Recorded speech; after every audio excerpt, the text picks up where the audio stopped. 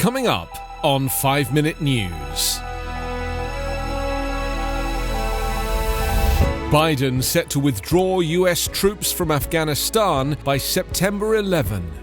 US administration proceeding with weapons sales to UAE. And US recommends pause for Johnson & Johnson vaccine. It's Wednesday, April 14. I'm Anthony Davis. President Joe Biden plans to withdraw the remaining 2,500 US troops from Afghanistan by September 11, 20 years to the day after the al-Qaeda attacks that triggered America's longest war, US officials said yesterday. The disclosure of the plan came on the same day that the US intelligence community released a gloomy outlook for Afghanistan, forecasting low chances of a peace deal this year and warning that its government would struggle to hold the Taliban insurgency at bay if the US-led coalition withdraws support. Biden's decision would miss a May 1st deadline for withdrawal agreed to with the Taliban by his predecessor Donald Trump. The insurgents had threatened to resume hostilities against foreign troops if that deadline was missed, but Biden would still be setting a near-term withdrawal date, potentially allaying Taliban concerns. A senior Biden administration official said the pullout would begin before May 1st and could be complete well before the September 11 deadline. Significantly, it would not be subject to further conditions, including security or human rights. U.S. Secretary of State Antony Blinken and U.S. Defense Secretary Lloyd Austin are expected to discuss the decision with NATO allies in Brussels today. Biden's decision suggests he has concluded that the U.S. military presence will no longer be decisive in achieving a lasting peace in Afghanistan, a core Pentagon assumption that has long underpinned American troop deployments there. Joe Biden's administration has told Congress it is proceeding with more than $23 billion in weapons sales to the United Arab Emirates, including advanced F-35 aircraft, armed drones and other equipment, congressional aides said on Tuesday. A State Department spokesperson said the administration would move forward with the proposed sales to the UAE, even as we continue reviewing details and consulting with Emirati officials related to the use of the weapons.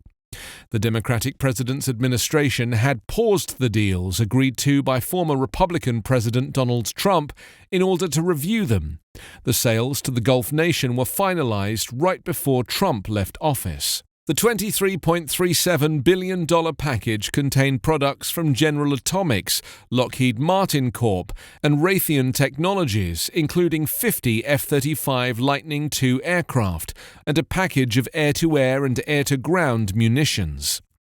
Some U.S. lawmakers have criticized the UAE for its involvement in the war in Yemen, a conflict considered one of the world's worst humanitarian disasters, and are worried that the weapons transfers might violate U.S. guarantees that Israel will retain a military advantage in the region. A legislative effort to stop the sales failed in December as Trump's fellow Republicans in Congress backed his plans.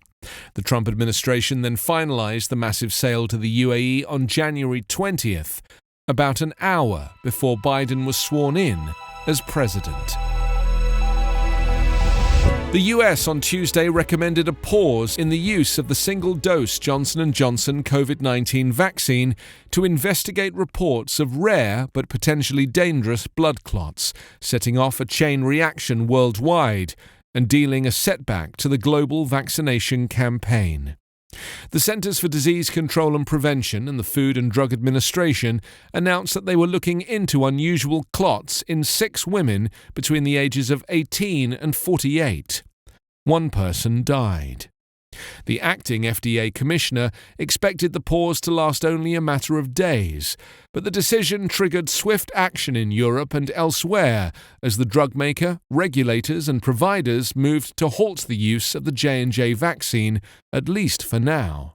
J&J said in a statement that it was aware of the reports of blood clots, but that no link to its vaccine had been established. However, the company said late on Tuesday it would delay the rollout of its vaccine in Europe and pause new vaccinations in its trials that are still underway until it can update its guidance on how to proceed. Hundreds of thousands of doses were due to arrive in European countries, where vaccinations have been plagued by supply shortages, logistical problems, and concerns over blood clots in a small number of people who received the AstraZeneca vaccine, which is not yet cleared for use in the US. The clots, which happen 6 to 13 days after vaccination in veins that drain blood from the brain, occurred together with low platelets, the fragments in blood that normally form clots. More than 6.8 million doses of the J&J vaccine have been given in the US, the vast majority with no or mild side effects.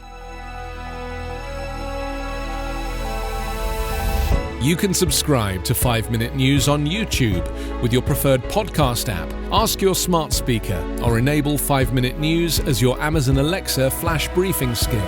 Subscribe, rate and review online at 5minute.news. 5 Minute News is an Evergreen Podcast covering politics, inequality, health and climate, delivering independent, unbiased and essential world news.